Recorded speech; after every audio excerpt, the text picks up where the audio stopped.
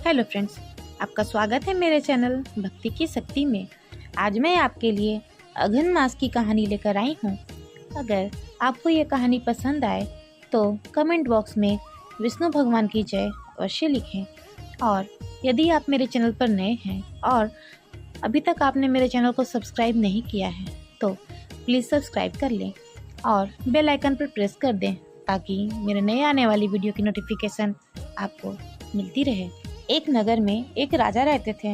वे राजा बहुत ही कंजूस थे। उनके दरवाजे पर कोई भी आए किसी को एक भी दाना तक नहीं देते थे। राजा हमेशा सोचते थे कि किसी को एक मुट्ठी दान दे दिया तो धीरे धीरे मेरा सारा धन अनाज नष्ट हो जाएगा।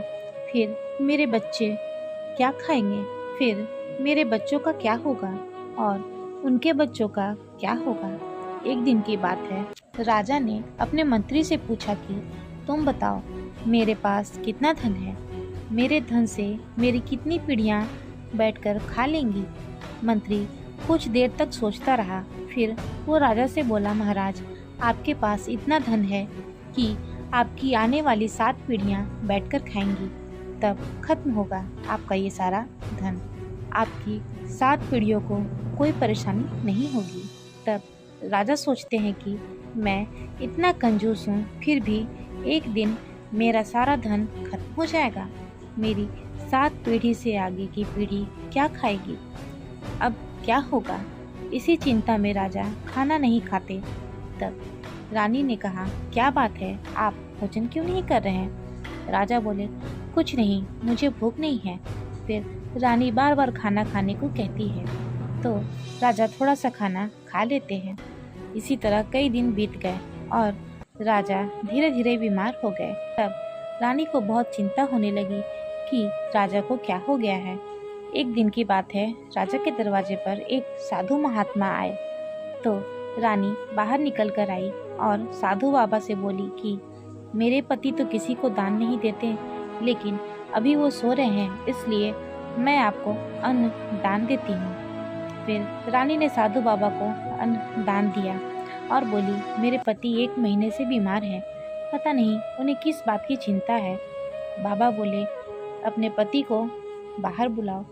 राजा बाहर आए तो बाबा ने पूछा, राजन, आपको क्या हुआ है? तब राजा ने बताया कि बाबा, मेरे एक मंत्री ने बताया कि मेरे खजाने में इतना धन है जिससे मेरी 7 पीढ़ी बैठकर खा सकेगी। तो बताइए बाबा, मेरी 8वीं पीढ़ी का क्या होगा? वे क्या खाएंगे? मुझे यही चिंता है। तब बाबा बोले कि जंगल में एक बूढ़ी माँ रहती है। वह बूढ़ी माँ प्रतिदिन भीख मांगकर खाती है। आप उनके पास जाएं और अनाज लेते जाएं।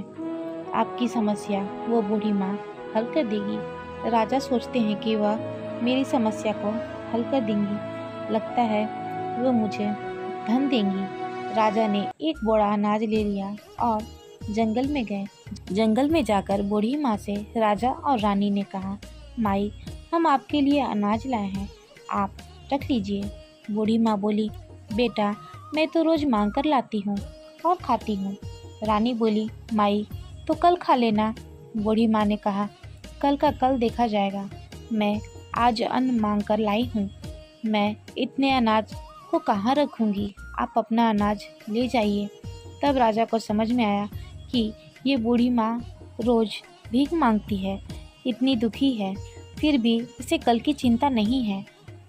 एक हम हैं जो ये सोचकर परेशान है कि 8वीं पीढ़ी का क्या होगा, वे क्या खाएंगे।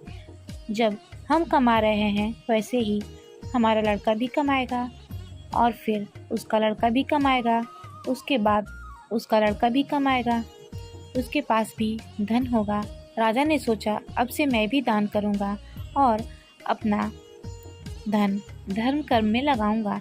ऐसा सोचकर राजा अपने महल वापस आ गए और वापस आकर राजा ने बहुत बड़े यज्ञ का आयोजन किया।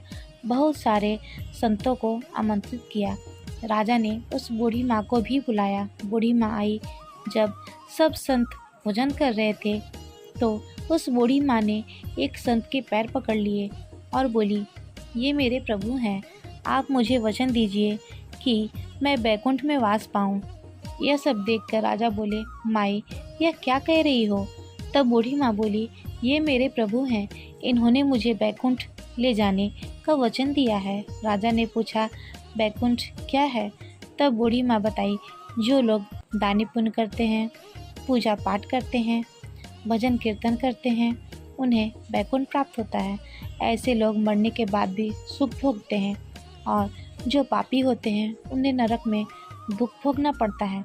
राजा को अब सब समझ में आ गया और वो बूढ़ी माँ के पैरों में गिर पड़े। जय हो भगवान विष्णु की। फिलहाल इस वीडियो में इतना ही। अगर आपको मेरी ये वीडियो अच्छी लगी हो तो मेरे वीडियो को लाइक करें और ज़्यादा से ज़्यादा शेयर करें और मेरे चैनल को सब्सक्राइब करना ना भूलें। वीडियो में अंत तक बने रहने के लिए आपका धन्यवाद।